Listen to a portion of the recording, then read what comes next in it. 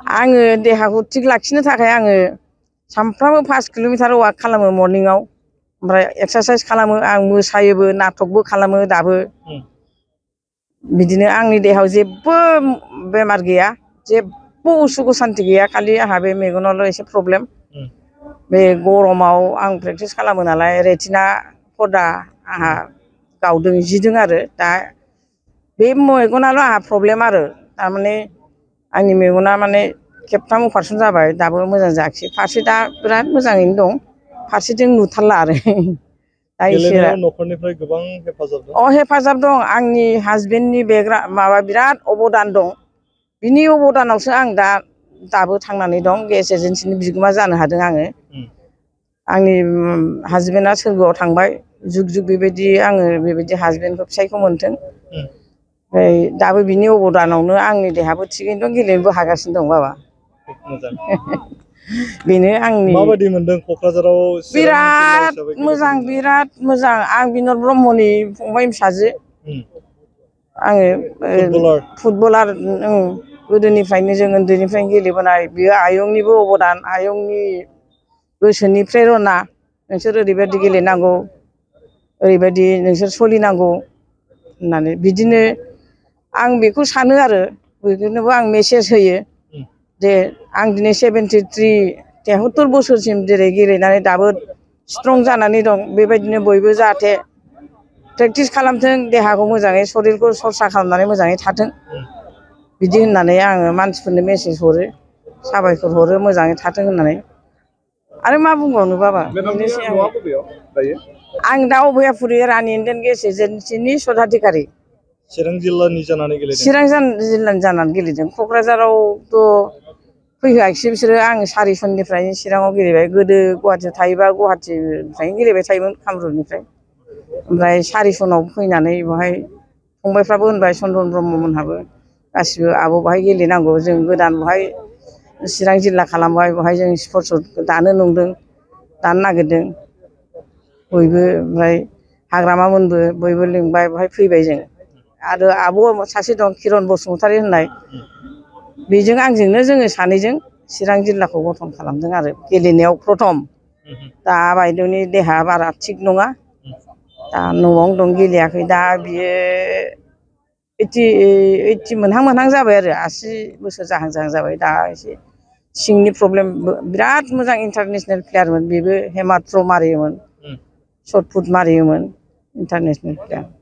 देहाया मोजां नंला बैसोबो जाबोबाय इसोरा तेखेरखौ शरिरखौ मोजाङै लाखिथों देहाखौ मोजाङै लाखिथों इसोरनि खाथियाव बेनो आंनि जोबोद गोजोननाय मोनो आरो देहाफोरखौबो फ्रि माबा मोनो आरो जों बेबायदि बयसआव जे जों रान खालामनो हायो मोजां मोनो आरो मायाव इभेन्टआव बाहागो लाया आं 100 आरो 200 ओरैनो आगोलाव गेलेयोमोन ओमफ्राय डिसकास थ्र' लायोमोन आरो आङो दा 200खौ दोनथ'बाय थारमाने अफिसाव थांलाय फैलाय सुबिदा प्रेक्टिसखौनो मोना आरोखि बिनिखायनो आं एबार 100 आरो डिसकास होदों आरो मोजां मेडेल देरहादों बेसेबां बोसोरनिफ्राय गेलेबोदों आङोथ' माबानिफ्रायनो जोङो होननो थाङोब्ला 40निफ्राय गेलेबोदों जों 2000निफ्राय औ ओरैनो स्कुल लाइफआव गेलेखायोमोन गेलेनायाथ' इण्डियाथ' जोब्बायानो ओमफ्राय आङो जाहा मेलानि थाखाय आं माबा इन्टारनेसनेलखौ खेबसेल' थांदों बहुद चान्स मोनदों खिन्थु थाङाखै आरो खनसेल' थांदों मालयेसियाव माबायाव 2011आव थांदों आं मालयेसियाव 100 मिटार खारनायनि बाथ्रा बुंदों बेयाव नोङो बाहागो लायो गेलेयो माबायदि जानांगौ जिहेतु सासे गेलेगिरिया बाहाय जानांगौ नोङो प्रेक्टिसनि उफराव आरोखि जेनेबा प्रेक्टिसखौ बिराद मोजाङै खालामनांगौ आथिं आखाइफ्रा जेनेबा एकदम बायजोबनांगौ आरोखि होनबासो नोङो 100 मिटारखौ खारनो हायो स्पिडै जायनाखि बे एसे दुरबल मानसिबो 100 मिटार खारनो हाया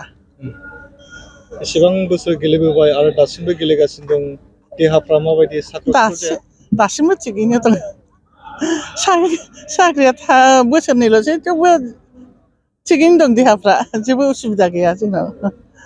सानै सुनायालाय ओरैनो एखनबा जायो अमाबैसा ना माबा बर'नि माबायाव बबेखौबा जाबा बबेखौबा जाफ्लांबा एसे एनैया उसुबिदा जायो आरो ओरैनो उसुबिदा गैया ओरैनो न'खरनिफ्राय गेलेनायाव माबायदि हेफाजाब न'खरनावथ' खुनु अबजेक्सन गैया दा आंहा बोराया थैबाय बोराय थानाय समावबाबो खुनु उसुबिदा होआखै दा फिसाला सासे दं बिहामजो दं खुनु अबजेक्सन गैया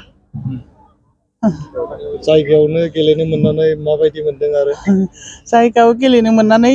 बांद्राय माबा मोनाखै एबार मानो होनबा जोङो बाहेरायावबा बिराद देखायनो हायो दा जायगायाव देखायनो हायैखौ एसे दुखु दं आरो एबार मा होनबावनो प्रेक्टिसनि उफुराव नालाय बेफोर जों प्रेक्टिसखौनो खालामनो मोनाखै दिनैबो नै फुटबलनो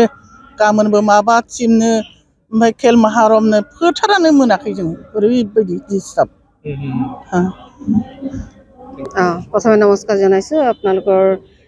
জেনেৰেল যোগেদি মানে ক'বলৈ পাই সুখী হৈছোঁ বাৰু ইয়াত আহি খুবেই ভাল লাগিছে কোকৰাঝাৰ জিলাৰ যিটো মানে খেলৰ পৰিচালনা খুব ভাল হৈছে আৰু খোৱা লোৱাৰ কাৰণে একো মানে দিগদাৰ হোৱা নাই থকা মেলাৰো বহুতে ভালেই সুবিধাখিনি পাই আছে আৰু যিসকলৰ মানে অলপ দূৰত ৰখা গৈছে তেওঁলোকক মানে অনা নিয়াৰ ব্যৱস্থা বা গাড়ীৰ মানে হেৰিখিনি ব্যৱস্থাখিনি কৰি দিছে তাৰ কাৰণে ভাল লাগিছে আৰু আমাৰ মানে একো তেনেকৈ অসুবিধা হোৱা নাই মোৰ ইভেণ্টটো 100 মিটাৰ 200 মিটাৰ আৰু লং জাম্প মই মই 60+ খেলোঁ বৰ্তমান কি কয় পজিশ্যন মোৰ এইবাৰ লং জাম্পত ফাৰ্ষ্ট আছোঁ আৰু 200 আৰু 100 মিটাৰ্ছত ছেকেণ্ড আছে দুটাটো চিলভাৰ আছে খুব ভাল লাগিছে ইয়াত আহি পেলাই পাৰ্টিচিপেট কৰি আৰু অসমত মানে ফাৰ্ষ্ট টাইম ধৰক গুৱাহাটীতো আছে কিন্তু তেনেকৈ মানে হেৰি ট্ৰেক পাই পেলাই চিন্থেটিক ট্ৰেক পাই পেলাই মানে খুব ভাল লাগিছে মানে বহুত বহুত ধন্যবাদ মানে কোকৰাঝাৰ জিলাক মানে এইটো অৰ্গেনাইজ কৰাৰ কাৰণে ধন্যবাদ থেংক ইউ মোৰ মানে আজি বহুতো আনন্দিত মই মানে কি মোৰ গোৱালপাৰাৰ হয় মই আজি 1980 পৰা মই কোকৰাঝাৰ ডিষ্ট্ৰিক্ট হৈ খেলি আছোঁ মই মালয়েছিয়াতো গ'লোঁ থাইলেণ্ড গ'লোঁ আৰু ৱৰ্ল্ড মিট মই কেলিফোৰ্নিয়াত খেলি আহিছোঁ মই মেডেল পাইছোঁ মই মালয়েছিয়াতো মই ৰিলেছত মই ছেকেণ্ড পাইছোঁ আৰু থাইলেণ্ডতো মই ৰিলেছতো মই মেডেল পাইছোঁ মই বহুত মানে মোৰ হাজবেণ্ডক খেলোঁৱেই তেখেতেও মানে মই হেৰিৰ পৰা খেলোঁ মই সৰুৰ পৰাই মই যেনে হেৰিটো খেলি মই এতিয়া ভেটানৰ খেলি আছোঁ এতিয়া মানে মোৰ 100 200 400 আৰু ভৱিষ্যতটো মই মানে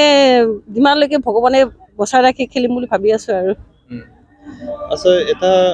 বাৰ্তা প্ৰেৰণ কৰিব নেকি যুৱ সমাজলৈ যে আপোনালোকে যে